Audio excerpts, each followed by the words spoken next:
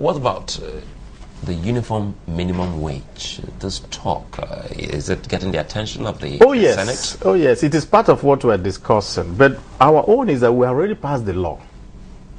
What the National Assembly feels is that the law is passed. Are you worried that, well, so far the law is now subject of debate and not even implemented by some? Well, that will be between those who are going to implement it and the Nigerian public. We have already done our own bit, which is pass us that law, make sure that every Nigerian has this decent wage to start from. Well, I think the Senate was applauded, but again, is the Senate worried that this law that they have passed is not yes, well, what we're worried about is not adhered. What we're worried about is this.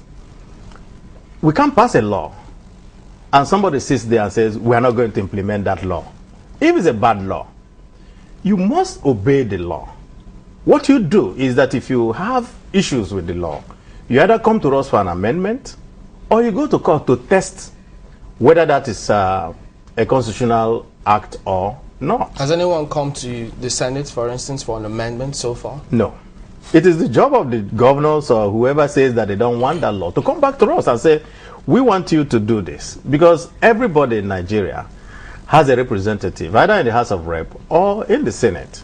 You can always walk up to us and say, I don't like this. I think you should look at this, and I think you should pass us this type of amendment. It is now the job of that particular representative to bring an amendment law. Sorry, now you're talking about jobs and all that. What about devolution of powers? Well, the question about devolution of powers is also that some people feel that the federal government is too big, carries too many responsibilities, and therefore, if you break it down to the lower parts of government, the states and the local governments, that maybe you will serve the Nigerian public better. But that is also something that's subject to debate. And I'll give you an example. Primary education. General Obasanjo, when he was president, found that in most states, primary school teachers were not being paid because the funds that were supposed to go there were being used for other purposes. And that is how they now started UBE and started paying primary school teachers by doing direct deduction from source. And that was what made primary school teachers all over the country now start getting their salaries. Now, if you look at that, you will ask yourself, who gained at the end of the day? Was it the primary school teacher who would now show off his regular salary? Or those who say that the federal government ought not to, be involved in such areas of our educational system? So it's a matter that I cannot sit here and say this is good or this is bad. Okay, well, you also say that you will revisit the laws as it relates to public media, especially against the backdrop of the Freedom of Information Act, with the aim of strengthening the sector to be in tandem with the New World Information Order. Could you shed some more light on that? Yeah, what we feel that the Freedom of Information Act is meant for every Nigerian. And we think also that if you have a problem with it, you should come back to us and say, this area is not working very well. And we think that, because the point really is this, you just talked about salaries, but none of you has written and says, how much do you earn? It's your job, now that we have given you the law, to now come out and actually use the law. There's something that Nigerian media has not done. Every month, the Federal Ministry of Finance publishes, this is the money that goes to the state, this is the money that goes to local governments and so forth. Nobody has woken up to ask the local government chairman, did you get this amount? How did you spend it? Because that is now why we passed the Freedom of Information law, so that governance can be more transparent. Governance can now, if somebody says, okay, I've awarded the contract for the road from Lagos to Ibadan, you now have a right to seek, to say, give me the details. How did the bid go? Who took what? How was it arrived at? What was this costing and how was it done? You have that right now under the Freedom of Information law. And that's what we want to do. We want to ensure that that law is actually used to help Nigeria. But what about when we hear states make such statements as when non-governmental organizations write them seeking information? We hear them say, well, that's a federal act, law, as it were. It has not been domesticated, so it doesn't apply to us. Have you heard any such comment previously? Well, I think every law that we pass in the National Assembly, to the extent that that law does not affect or contradict the Constitution of Nigeria, that law is binding. So if a state government says we can't do that because we haven't domesticated it, then it's your job to now go the step further. The step further is simple. You go to court and apply for a warrant and serve it on them and say, produce this. Well, so that people don't even go ahead with what they've been doing all this while in previous assembly, how can they get to know exactly what is happening in the Senate? Are you going to be giving them a weekly briefing? Because that's you're the head of the committee in charge of media. Usually we do a weekly briefing. We do a briefing on Tuesdays. And there are 67 media that are involved there, including channels. And then they are asked to ask any question about what is going on. It's my job to provide answers. But we want to go further. We want to set up call centers so that you can call the National Assembly actually today and then say, I want to know about this, and somebody will be there to give you. They want to also redo our website. We have a website quite all right, but it's been there's been some time lag in it, so that if you want to get information today, you get information maybe 3 months or 4 months. I want to now make it up to date, running every day, so that you can go there. If you now go there and say, Senator Abaribe, what's his job? Chairman of Information, what are the meetings he's attending today?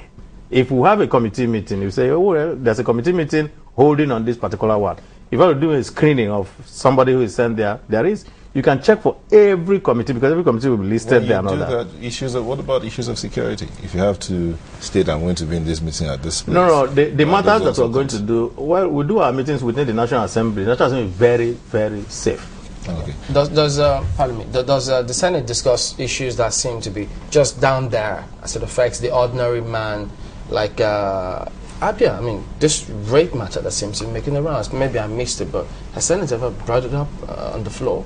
Yeah, it was brought up in the House of Rep, and the decision was taken. We do not duplicate matters. Once it's come to the House of Rep and they've taken a decision on it, we wait. We do not now go to revisit it again.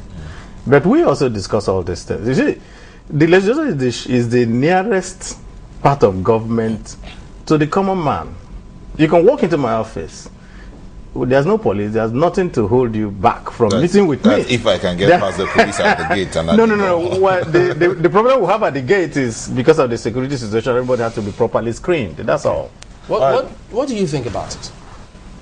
The security situation. No, the unfortunate this rape incidents making the round. I think it's very despicable. But the problem really is that I have people who attend Abia State University. I pay for some of them, and I called them. I said, "What is going on there?" And they said they don't know. Everybody seems not to know. That means calling it an Abia State case now becomes a misnomer, because nobody seems to know. The students say they don't know about it, they don't know the people. So we just run into this problem that there's a tag and a label which is not supported by any fact. Okay, just before you go, quick one here, because we're supposed to run to the newsroom. This one just came in from Wari, Gwando Tone. He says, what's your take on the National Identity Card project? Is it because most senators want to become governors that they are clamoring for more states? He's got two there, very quickly. No, the senators don't want to become governors. Some, yes, but not everyone. That is not the reason for the state agitation has been on for a long time, prior to most people coming. So what about the ID Senate. card project? About the I don't really have all the facts, but I know that there's a debate in the House of Rep talking about, and I know, of course, historically, that there has been even a minister, I think, or two ministers were charged at one time with some misdemeanor there. I think the case is still in court or something like that. I think one died before then. So that has raised everybody's antenna. So you come to national identity card again, everybody say, oh, no, let's look at it. Let's be sure. Let's not go into what happened before. But the fundamental thing is it necessary for Nigerians to be identified? And there's no way you can say no. It is necessary. So you have to say yes. Now, what are the modalities? That is where the problems now come. And it has dragged on for such a long time. And I think that we must come to a resolution of the matter. Well, there's certainly a whole lot of issues to focus on, but perhaps we'll give you time to settle into the committee, Senate, do some more work, and then we'll definitely invite you back and take a look at it. I'm ready to come here anytime. But what we want is, we don't want people to misunderstand the functions of the National Assembly.